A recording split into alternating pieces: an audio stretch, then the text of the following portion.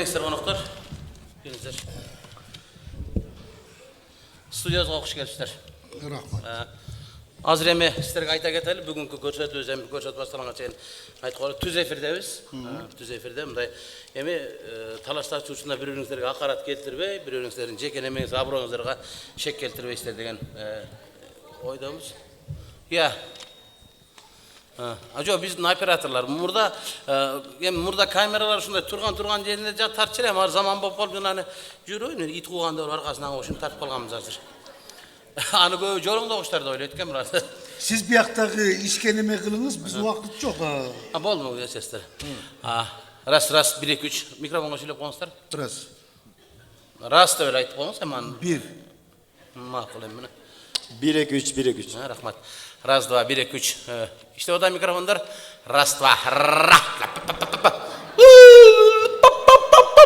Пипа.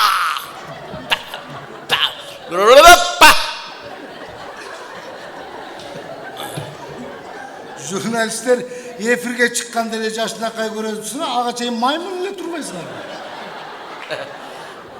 Мындай да Абдулла Кемелович. Телевидениеге чыгардан мурда ооздорду көндүрүп бир аз тилди неметип алыш керек да, ошол ошого да демкиндер. Саналуу секундада азыр эфирибизди баштайбыз. Камера, свет, даярсыңарбы камера? 5 4 3 2 1. Саламатсыздар урматтуу телекөрүүчүлөр, эфирде кайрадан бети жоктун бетин айтам көрсөтүүсү. Көрсөтүүнү албетте мен Жангешти Жамбагаров алып барам. Бүгүнкү көрсөтүүбүздүн коноктору биздин бийлик өкүлдөрүнөн атайын чакырып келип отурат. Каныбек Рахманович коногубуз. Ошондой эле мына чач аппак болуп чачагар кызча 30 жылдан бери ушул апайсызда жүргөн. Çaçkasın böyle söylüyor, çaçkasın. Ушул 30 жылдан бери апайсызда жүргөн, бүгүн дагы ушул апайсыздын лидери болуп турат. Алдыңыздарда Абдулла Кемелович, куш келипсиздер. Эми алгач суроо мындай болсун, сразу да суроого өтөлү, урматтуу Каныбек Рахманович, бийлик өкүлдөрүнөн баштайлы. Биринчи суроо мындай болсун. Азыр коомчулукта ушундай сөз болот да, мурдагы бийлик менен азыркы бийликтин эч кандай өзгөрүү болгон жок, кокуянан айткандарына турган жок, алдап кеттир, мындай болуп кеттир. Өсүү жок, өнүгүү жок, мурдагыдай эле базарда кымбатчылык, баалар текшерилбей калды, баанын баасы асманга чыгып кетти. Ушул тууралуу өзүңүздүн оюңузду айта кетсеңиз. Рахмат. Саламатсыздар урматтуу телекөрүүчүлөр. Эми кымбатчылык боюнча айтайын. Кымбатчылык бул силер каалайсыңарбы, каалабайсыңарбы кымбатчылык. Болот. Болуш керек. Анткени кайсыл тармак болбосун, мурдагы бийликтен өйдө турушубуз керек. Bağının ölçüsü, sizlerin öyle duruşunar gibi duruşunar. Abdullah Kemel, bir sözüne komentarı veriyor turistler. Анан эми азыр көпчүлүк айтып атат да, булар келгенден бери эч нерсе өзгөргөн жок, өзгөрүү болгон жок, кандай өсүү болгон жок. Өсүү болгон жок деп, кандай өсүү болгон жок? Кандай өзгөрүү болгон жок? Мен муну айтып берейинчи. Болду да. Далилдер менен айтып. Мына мурда 80 сомдук майыңар 200 сом болдубу? Ооба. Браво. Өзгөрүү? Өсүү. Мына 300 сомдук эт 500 сом болду. 44 сомдон куюп аткан бензиниңерди 60 сомдон куюп атасыңарбы? Өсүү.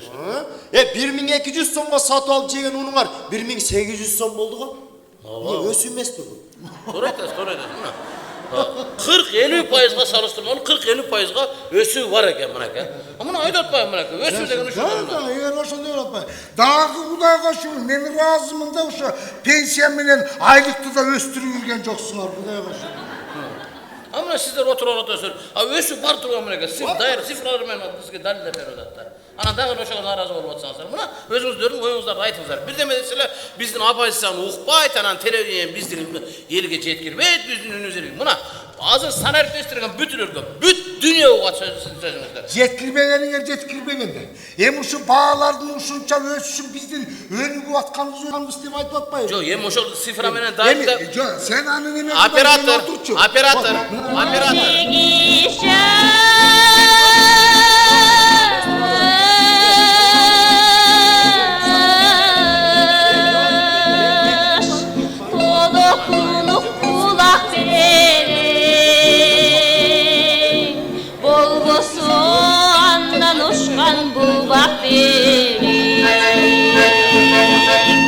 Kayrılvay kayda gittin ayçı de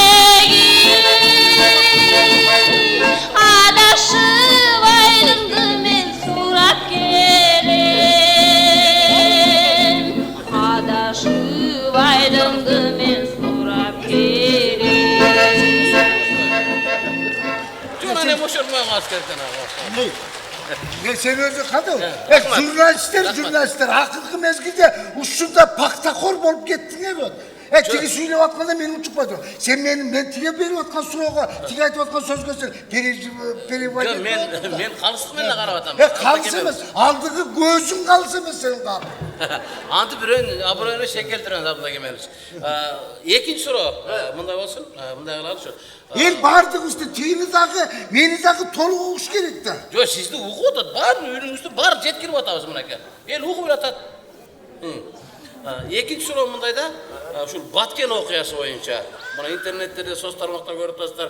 Batken'e көңүл бурulgan жок, айтылып алмайча эле калды. Үйлөр бүткөн жок, анан чегара мындай болуп атат. Ушул Баткен окуясы боюнча бир кыскача токтоло кетсеңиз, кандай иштер болуп атат? Негизи Баткен окуясы эмнеден пайда болду, ушул эмне болушу тууралуу айтыңыз. Түшүндүм. Эми Баткен боюнча мындай. Ага коомчулук көп деле көңүл бурбай койсо деле болот өзүнө. Баткенге. Ал мындай өзөктүү деле эч нерсе болгон жок ал жердечи. Андай эле серьезно эчтеке жок. Кандай деле эч нерсе жок ал жерде. Эмне болгон, кандай уруш эмнеден чыккан? Жок, ал негизи биз андай болоорун мындай алдын ала билгенбиз да. Алдын ала билсеңиздер эмнеге чара көрбөдүңүздөр деген суроо туулат да. Эми анчалык болуп кетерин билген эмеспиз да. Анчалык болду. Үңгүранбай тез сүйлөтчү сен. Негизи эмне болду ушул тууралуу айтыңыз. Ой, эч нерсе деле эмес. Биздикилердин уyu тигилердин коросуна кирип кеткенби, же алар биздикилердин коросунан айдап чыгып кеткенби? Абдулла Кемелович. Бет барбы? Абдулла Кемелович, эфирде сыйлаңыздар. Ошондой эле болгон. Уй эле экен.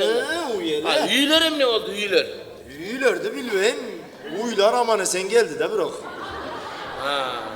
Демек, жанагы окоптор казылып атат деген. Аны биз ошол жеринен текшерип келдик барып. Жанагы айдап келген уйлар кайра чыгып кетпесин деп жөн эле арык казып атыптыр. Андай деле өзөктүү маселе эмес турбайбы? Кайсы бетиңер менен өзөктүү нерсе келген жок деп отурасың. Отурбадыңыз. Ой, ана барып келдим го мен. Оператор.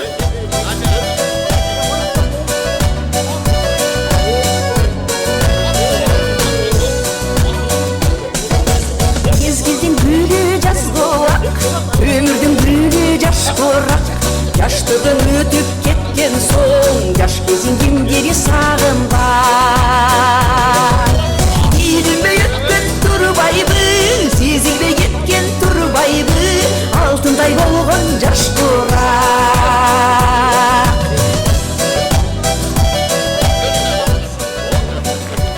Жөн эле ошо турбайсыздар. Жашабагыр бет керек, жашабагыр.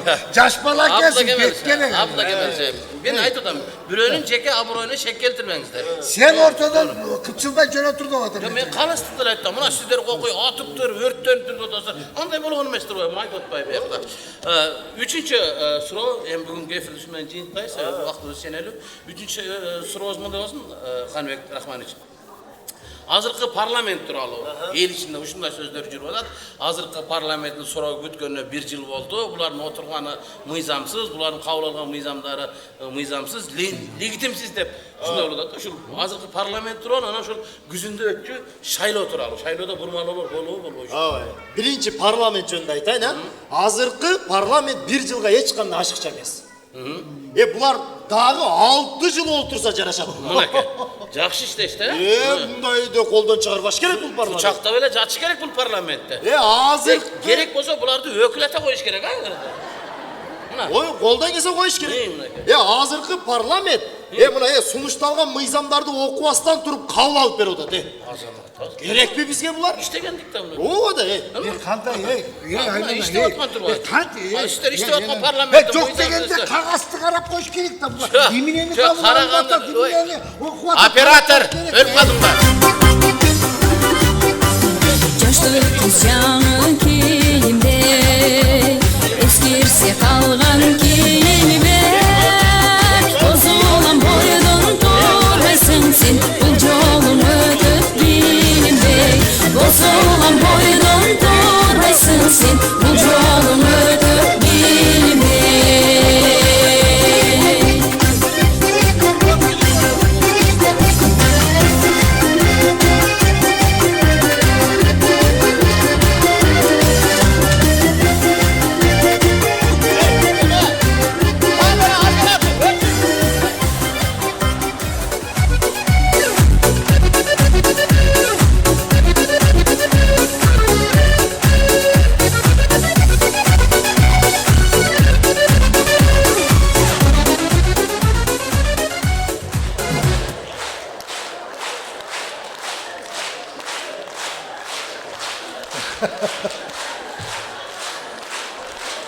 Mına ушундай да.